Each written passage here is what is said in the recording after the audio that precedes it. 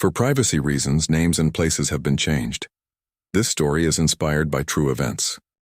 On a crisp autumn evening in 2008, 45-year-old Evelyn March, an accounting clerk, was last seen preparing to leave Chicago's iconic Navy Pier after a solemn memorial cruise.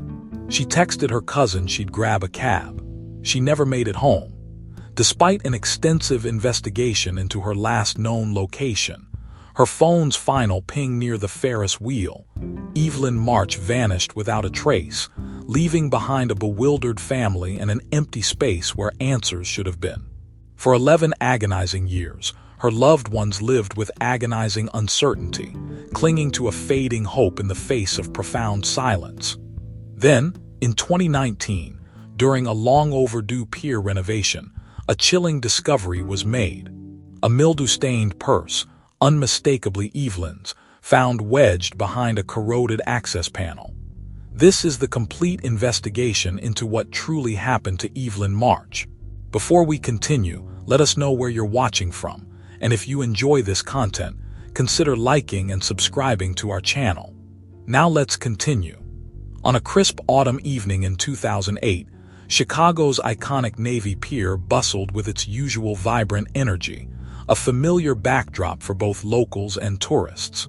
Among the throngs was Evelyn March, a 45-year-old accounting clerk, whose presence on the sprawling entertainment complex held a particular, somber significance. Evelyn had spent the preceding hours aboard a memorial cruise, a solemn event designed to commemorate a life recently lost, a poignant occasion that resonated deeply with her own status as a widow. The city lights reflected on the calm waters of Lake Michigan as the vessel returned to its berth, its passengers disembarking into the cool night air.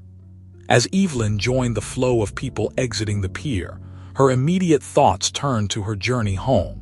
She reached out to her cousin, Tasha Reed, with a brief, unremarkable text message. In it, Evelyn confirmed her departure from the cruise and her intention to secure a cab from the pier's bustling taxi stand.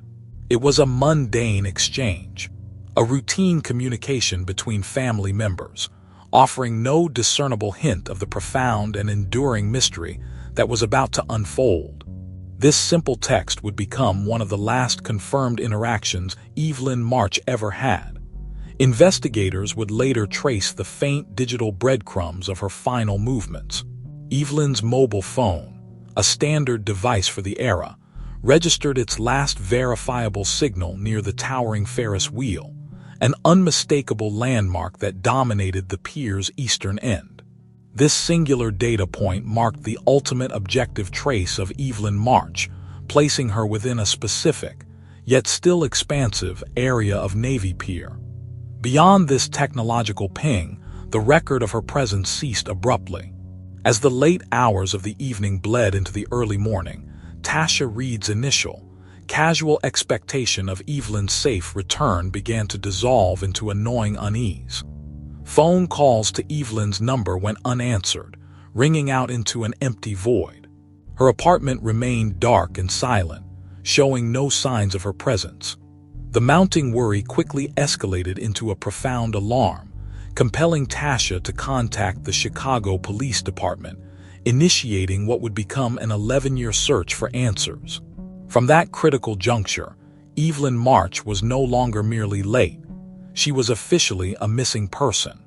Her sudden and inexplicable disappearance from such a public and heavily trafficked location immediately presented investigators with a perplexing enigma. There were no immediate reports of a struggle, no witnesses to a visible abduction, no cries for help echoing across the pier. One moment, Evelyn March was a living, breathing individual, making plans for her evening. The next, she had seemingly vanished without a trace into the vast urban landscape of Chicago, leaving behind only a chilling void and an ever-growing list of unanswered questions. The Chicago Police Department initiated an immediate and comprehensive investigation into Evelyn March's disappearance. Detectives from the Missing Persons Unit were assigned, coordinating a rapid response to what quickly became a deeply troubling enigma. The sprawling expanse of Navy Pier, a location typically associated with recreation and celebration, was abruptly transformed into the focal point of a meticulous search operation. Officers canvassed the entire complex, moving systematically through its vast corridors, shops, and outdoor areas. Marine units were deployed to scour the waters surrounding the pier, their sonar equipment probing the depths of Lake Michigan for any sign of Evelyn or her belongings. Security footage from the pier's numerous cameras was painstakingly reviewed, frame by frame, though the quality and coverage in 2008 often presented significant limitations for detailed identification. Investigators meticulously interviewed anyone who might have encountered Evelyn on the evening of her disappearance. Tasha Reed, Evelyn's cousin, provided crucial initial details, recounting their last text exchange and Evelyn's plans to take a cab. Staff members from the memorial cruise, vendors working at the pier, and even taxi drivers operating in the vicinity were questioned, their recollections pieced together in an attempt to construct a coherent timeline of Evelyn's movements after disembarking the vessel. Each interview sought to uncover a stray detail, a fleeting observation, anything that could illuminate the moments following her last confirmed communication. The technological review, centered on Evelyn's phone, yielded only a single, frustratingly imprecise data point: a final ping near the Ferris wheel. While this confirmed her presence within a specific section of Navy Pier, it offered no indication of her direction of travel, whether she was still on foot or if she had entered a vehicle. Further checks for financial activity, such as ATM withdrawals or credit card purchases, revealed nothing. Evelyn's accounts remained untouched, adding another layer to the mystery. It was as if she had simply ceased to exist after sending that final text. The critical absence of concrete evidence quickly became the defining characteristic of the nascent investigation. There was no body, no discarded personal effects beyond what she carried, no visible signs of a struggle, and no witnesses to any untoward incident. The sheer volume of pedestrian traffic at Navy Pier on an autumn evening meant that any potential event could have been easily obscured or dismissed amidst the general commotion. As days bled into weeks, the initial flurry of activity began to wane, giving way to a gnawing frustration among the investigative team. Leads dried up, witness accounts offered no breakthroughs, and the rigorous search efforts yielded only emptiness. The case, despite the best efforts of the Chicago Police Department, began to stagnate, settling into a chilling impasse that defied immediate resolution. The initial intensity of the investigation into Evelyn March's disappearance gradually receded, its momentum dissipating in the face of an overwhelming lack of evidence. Days turned into weeks, weeks into months, and then, inexorably, into years. For 11 long years, Evelyn March remained a missing person, her file eventually shifting from active investigation to the cold case archives within the Chicago Police Department. Her name became synonymous with an enduring mystery, a stark reminder of how quickly a life could vanish without a trace from the public eye. The questions that haunted the early days of the search never found answers. Where had Evelyn gone after her last text? Had she truly intended to take a cab, or had another plan materialized? Who, if anyone, had seen her after her phone's final ping near the Ferris wheel? The absence of a body, of any personal effects beyond what she wore, or of any credible witness accounts, created a void that neither time nor conventional police work could fill. Investigators, despite their dedicated efforts, were left with an unsolvable puzzle, the pieces scattered or, more accurately, entirely absent. Periodically, the cold case unit would pull Evelyn's file from storage. Detectives would review the original reports, re-examine the limited evidence, and cross-reference it with any new technological advancements or forensic techniques that might have emerged. These systematic reviews, standard practice for stagnant cases, invariably yielded the same disheartening conclusion: no new leads, no fresh perspectives, nothing to reignite the investigation. Each reevaluation served only to underscore the profound and stubborn nature of Evelyn's vanishing. For Evelyn's cousin, Tasha Reed, and other loved ones, the passage of time brought no solace, only a deepening ache of uncertainty. The absence was a constant, gnawing presence, a wound that refused to heal without the truth. Hope, though often faint, persisted, a quiet yearning for a home call, a sighting, any information that could break the silence. Birthdays passed, holidays came and went, each marked by Evelyn's absence, leaving behind a lingering question that overshadowed every family gathering. Tasha carried the burden of the last known communication, a simple text that now felt heavy with unspoken implications. The mystery of Evelyn March's disappearance cast a long, persistent shadow not only over her family, but also over the bustling expanse of Navy Pier itself. For over a decade, the vibrant landmark, a symbol of Chicago's vitality, held within its history the chilling enigma of a woman who simply ceased to be. Evelyn's case became a quiet legend, an unsolved narrative whispered among those who remembered, a testament to the fact that even in plain sight, a person could vanish, leaving only a profound, unsettling silence. 11 years had passed since Evelyn March vanished, her case a stagnant entry in the cold case files. Yet, even as time eroded memories and dimmed hope, the urban landscape of Chicago continued its relentless evolution. In 2019, Navy Pier, the very location of Evelyn's last known movements, embarked upon a significant renovation project. This extensive overhaul aimed to modernize sections of the sprawling complex, addressing decades of wear and tear, and updating its infrastructure. It was during this routine, industrial undertaking, far removed from any active investigation, that the first tangible clue to Evelyn March's fate would unexpectedly surface. Construction crews, engaged in the laborious task of maintenance and repair, were working within the South Dock Service Corridor, a less trafficked area largely hidden from public view. This utilitarian passage, typically used by pier personnel, ran beneath the main thoroughfare, damp and often neglected. One afternoon, a worker prizing open a particularly stubborn, corroded access panel encountered an obstruction. The panel, rusted firmly into place over years of exposure to lake air and humidity, finally yielded, revealing a small, dark cavity behind it. Wedged deep within this confined space, partially obscured by detritus and grime, lay a mildew-stained purse. The object, clearly having been in its hidden spot for a considerable time, was carefully retrieved.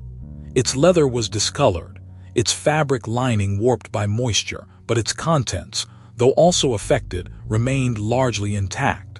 Inside, among personal effects, was an identification card bearing the name Evelyn March.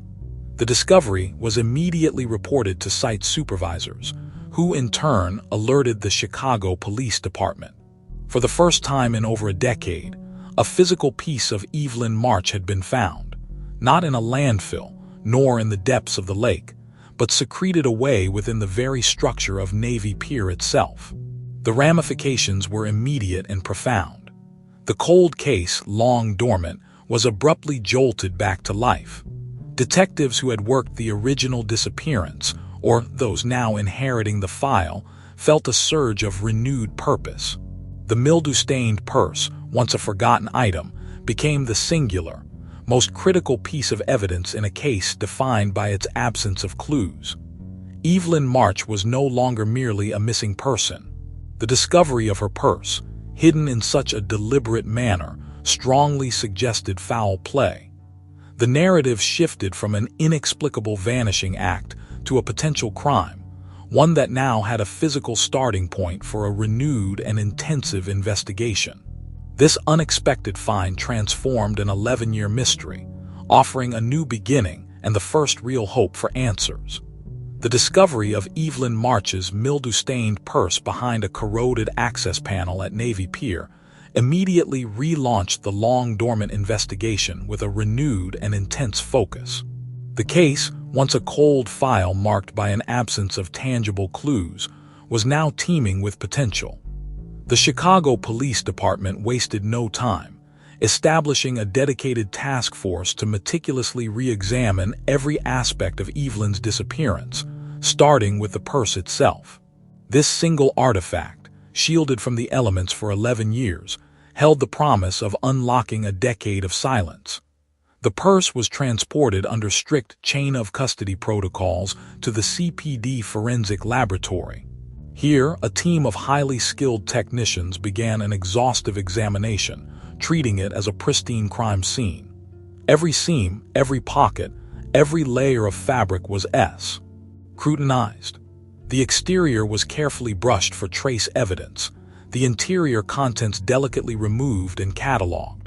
Specialized lighting and chemical reagents were employed, searching for latent fingerprints, DNA, or any microscopic fibers that might provide a link to Evelyn's last moments or an unknown assailant.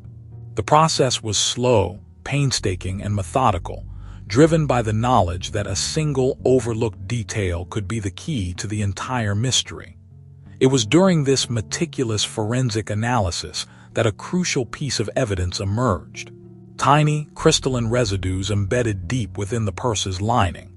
Visually, they appeared to be common salt, but their location and persistence suggested something more significant. Forensic chemists quickly confirmed the preliminary identification, determining that these were indeed salt crystals, but their unique composition pointed not to household origins, but unequivocally to a marine environment. This was not the salt of a spilled snack. It was the residue of lake water, dried and crystallized over time. The discovery of marine salt crystals immediately brought a specialized unit into the fold. CPD Marine Officer Greta Lindholm, an experienced veteran of Chicago's waterways, was brought onto the investigation. Her expertise in lake dynamics, the structural intricacies of Navy Pier's docks, and the effects of water exposure on materials became invaluable. The crystals provided a tangible link to Lake Michigan, fundamentally altering the trajectory of the investigation. Evelyn March had vanished from a bustling pier, but her purse's hidden secret now indicated a direct, prolonged exposure to the very waters that surrounded it. The focus of the search, previously diffuse across the entire complex, now narrowed dramatically, compelling investigators to concentrate their efforts on specific areas of Navy Pier known to be subjected to splash patterns and water interaction. The forensic analysis of Evelyn March's purse had yielded its most critical clue, the marine salt crystals. This discovery spurred an immediate and specialized line of inquiry. CPD Marine Officer Greta Lindholm, drawing upon her extensive knowledge of Lake Michigan's currents, wave action, and the structural dynamics of Navy Pier, initiated a meticulous survey of the pier's underbelly and water-exposed surfaces. Her team systematically collected samples of crystallized salt from various splash zones, comparing their composition and unique deposition patterns against those found within Evelyn's purse lining. It was a painstaking process, but eventually a definitive match emerged. The distinct crystalline structure and splash pattern on the purse aligned precisely with samples taken from a specific mooring point on the South Dock, an area known for its consistent exposure to the lake's chop. With this narrowed focus, investigators turned to the pier's historical records, searching for anything that might illuminate the nature of this particular mooring. Outdated pier schematics, some dating back decades, proved unexpectedly invaluable. These detailed architectural drawings, often overlooked in modern security assessments, revealed an intricate layout of service corridors and utility access points that contemporary maps often omitted. Cross-referencing the mooring data with these archaic blueprints, a critical detail emerged. The specific mooring where the splash patterns matched was situated in close proximity to a blind corner within the South Dock service corridor, an area not easily visible from main thoroughfares, and crucially, a zone whose surveillance coverage had been historically inconsistent. Further investigation into this newly identified blind corner confirmed its strategic significance. A security camera, one of many installed across the pier, was indeed positioned to cover a portion of this area. However, upon reviewing the archived footage from 2008, a startling anomaly was discovered. The camera feed for that specific period, encompassing Evelyn March's disappearance, showed signs of deliberate tampering. The footage had been looped, meaning a short segment of video was set to repeat indefinitely, effectively creating a temporal blind spot. For a critical window of time on the night Evelyn vanished, the camera had been rendered useless as a true record. The method of tampering provided the next crucial link. Digital forensics experts determined that the looping had not been a system malfunction but a manual override, executed with a specific access code associated with an authorized contractor badge. This detail immediately narrowed the suspect pool to individuals with both the technical knowledge to manipulate the surveillance system and the credentials to access it. The contractor badge in question belonged to Bruno Szymanski, a pier electrician who had been employed at Navy Pier for years. His badge provided him unrestricted access to service corridors, utility panels, and the very security infrastructure that had been compromised. The 11-year mystery of Evelyn March's disappearance had finally found its person of interest. The identification of pier electrician Bruno Szymanski as the individual whose contractor badge was used to loop the security camera footage represented the critical turning point. Detectives moved swiftly, bringing Szymanski in for questioning. The interrogation room became the crucible where 11 years of unanswered questions met the irrefutable weight of meticulously gathered evidence. Investigators presented Szymanski with the converging strands of their case. Evelyn March's mildew-stained purse, discovered hidden in a service corridor accessible only to authorized personnel. The unique marine salt crystals found within its lining, precisely matching splash patterns from a specific mooring point. The outdated pier schematics that revealed the blind corner near that mooring, and the damning footage of the tampered camera directly linked to his unique access badge. Each piece of evidence, independently compelling, became overwhelming in its totality.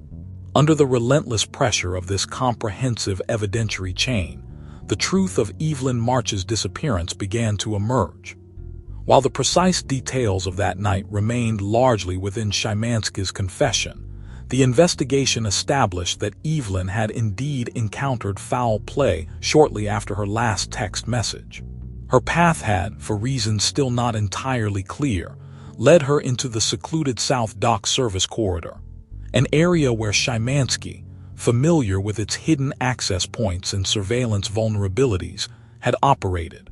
The looped camera had provided him with a crucial window of opportunity, ensuring his actions went unrecorded by the pier's official security system. The discovery of her purse, concealed behind a panel he could easily access, solidified the narrative of a deliberate act to hide the evidence of his involvement. Bruno Szymanski was subsequently charged, bringing a long-awaited legal process into motion. For Evelyn March's cousin, Tasha Reed, the news of the breakthrough brought a complex mix of relief and renewed grief. After more than a decade of agonizing uncertainty, the revelation of what had likely transpired offered a painful form of closure.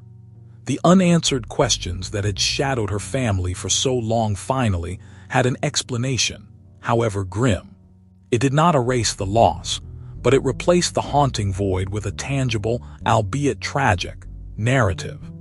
The resolution of Evelyn March's case served as a stark reminder of the hidden vulnerabilities that can exist even within the most public of spaces, and the unexpected ways in which evidence, even after years, can resurface.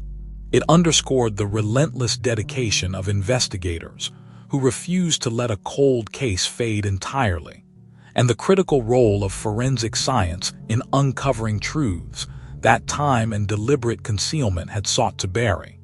The 11-year mystery of Evelyn March's vanishing from Navy Pier was finally solved, a testament to the fact that while justice may be delayed, it is not always denied.